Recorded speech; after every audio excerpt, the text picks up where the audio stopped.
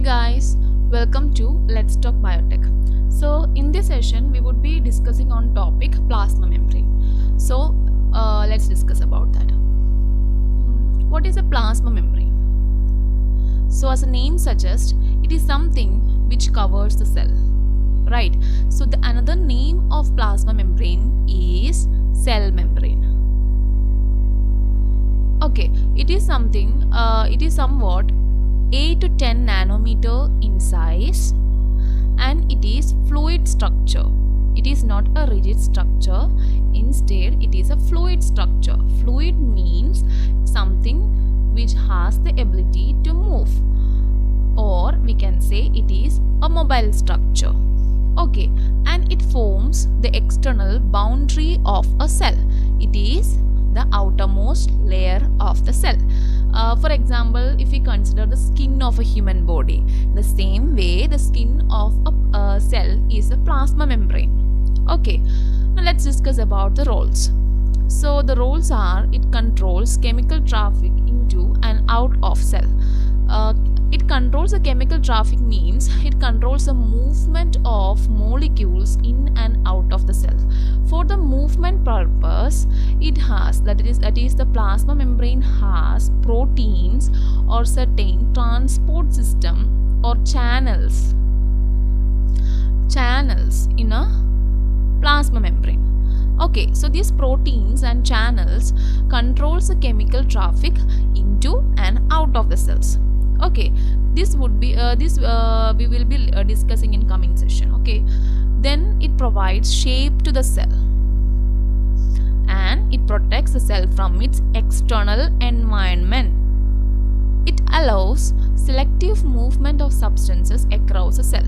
Selective movement means it doesn't allow all the substances to go across a cell. It only permits selective or certain substances to move in and out of the cell. Okay, it only allows certain substances to move in and out of the cell. Those substances which are permissible can only be moved in and out of the cell. Okay, then if you talk about the chemical constituents of a cell membrane, chemically the cell membranes are made up of lipids. Lipids are somewhat about 20 to 40%, and proteins 60 to 75%, and carbohydrates, which is very little or in very little amount, which is about 1 to 5%. About 33% of dry weight of cell is mainly made up of its membrane, and more than 40% of a dry weight of a cell are mainly contains membrane proteins. That means membrane proteins are at high ratio compared to the lipids. Okay, then comes the models which propose to explain the structure of plasma membrane. Okay, out of them, the widely accepted model is a plasma membrane. The Singer and Nicholson fluid mosaic model. Okay, now let's discuss each of them briefly. Okay. Overton model. What Overton did was he took various non-polar, that is lipid soluble, various non-polar as well as polar molecules. Polar means water soluble. Non-polar means lipid soluble. He took various lipid soluble as well as water soluble molecules and studied the permeability of them in plasma membrane. And what he found that lipid soluble molecules moves faster compared to the water soluble molecules. And from this observation, he suggested that most of the plasma membrane is made up of lipids and cholesterol. And this theory is called lipoid theory. His theory is called lipoid theory. So in short, Overton studied polar as well as non-polar molecules, and he studied these molecules permeability in a plasma membrane. He found that lipid soluble molecules moves faster compared to the polar molecules, and he made a theory which is called lipoid theory, and this theory suggests that most of the plasma membranes are made up of lipids and cholesterol. Okay, now comes Gorter and Grentel. In 1925, they suggested the bimolecular lipid leaflet model. Now let's understand this discovery. Okay, their model was RBC, that is red blood cells. Okay, they took RBC because, okay, what is the peculiarity of RBC? The peculiarity of RBC is that they don't have any nucleus. They don't have any nucleus, as well as they don't have any organelles. They only have plasma membrane. So they only have plasma membrane. So this becomes easier for them to isolate plasma membrane and study its structure. Right. So for that, what they did was they isolated RBC. They then measured a surface area of RBC. Surface area of RBC. Then they disrupted known amount of RBC. Then they disrupt it.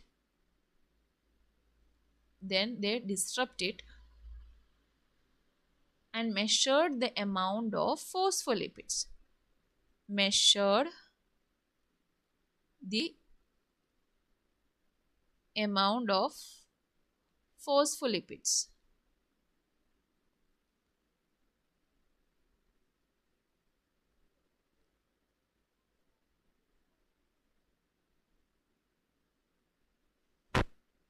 Yes, so this is what they did. Okay, now from this experiment, what they found that they found lipid molecules wrap the cell twice. They said that lipid molecules, their observation was such that the lipid molecules wrap the cell twice. What this means? The cell contains two layers of lipids. That means lipid bilayer, or you can say phospholipid bilayer. Phospholipid bilayer. That's why this model is called bimolecular lipid leaflet model. Now comes Danelli and Davison. In 1935, they proposed sandwich model. So what they said was there is not only lipid present in plasma membrane, there are some other constituents present in plasma membrane, and those other constituents were proteins. So how they associated with lipid bilayer was the protein forms sandwich layer, or you can say the protein associated with the polar head groups of a lipid bilayer. They associated with polar head groups of a lipid bilayer, and they forms a sandwich structure.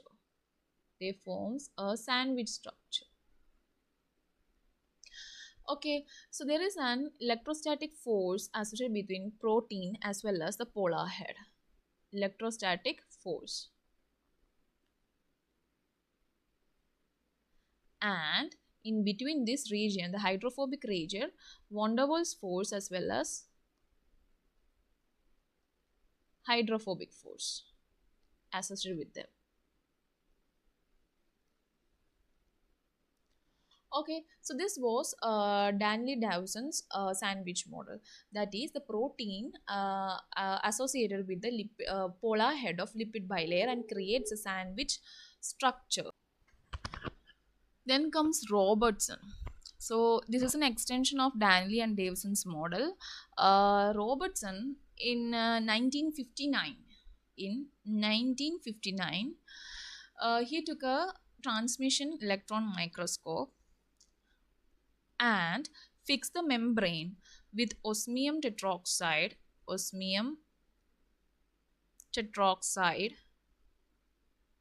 and potassium permanganate. He fixed the cell membrane with osmium tetroxide and potassium permanganate and observed and revealed that all the cell membrane are made up of trilamellar structure.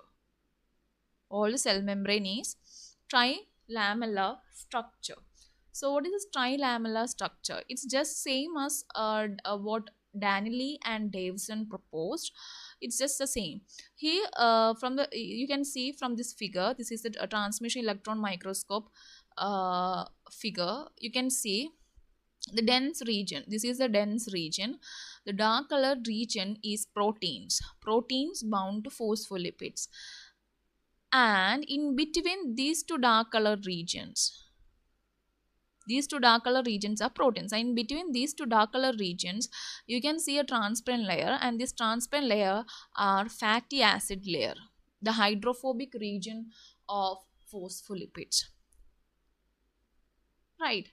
So he also just proposed the same as Danelli and Davison. He just made the clarity. So Singer and Nicholson in 1972 proposed fluid mosaic model.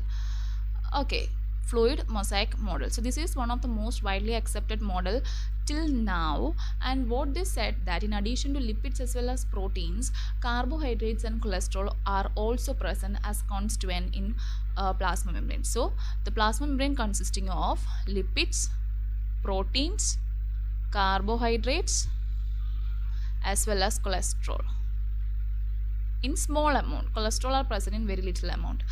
Okay, so the proteins can be of two types, peripheral as well as integral. So what is this peripheral proteins? Peripheral means something which is present outside, integral means which is embedded. Yes, so peripheral proteins are such that they are loosely attached, and because of which they can be removed while mild treatment or something. Okay, so integral proteins, as it is embedded inside, they can't be removed while treatment. Okay, they cannot be removed from the plasma membrane. Yes, now these proteins has two types of domains, hydrophilic domains as well as hydrophobic domains.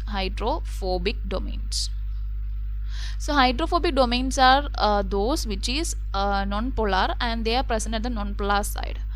Yes, they are embedded. And hydrophilic domains are those which is present at the aqueous environment, which is present outside, in the aqueous environment. Now these hydrophilic molecules, the hydrophilic domains helps in passage of charged molecules. They act as channels, or they act as a transport system for passage of charged molecules, and because of this they are selectively permeable.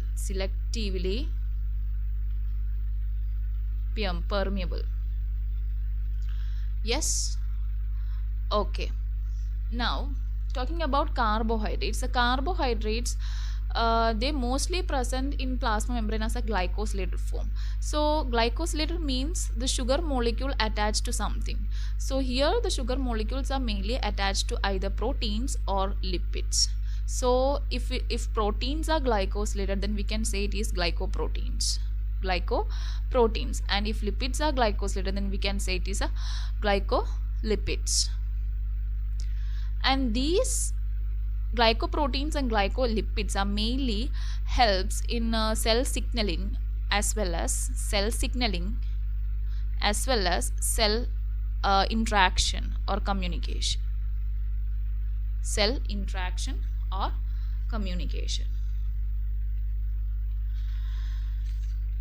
Yes, so in Singer and Nicholson's fluid mosaic model, They mainly talk about plasma membrane is made up of lipids, proteins, carbohydrate and cholesterol, not only proteins and lipids.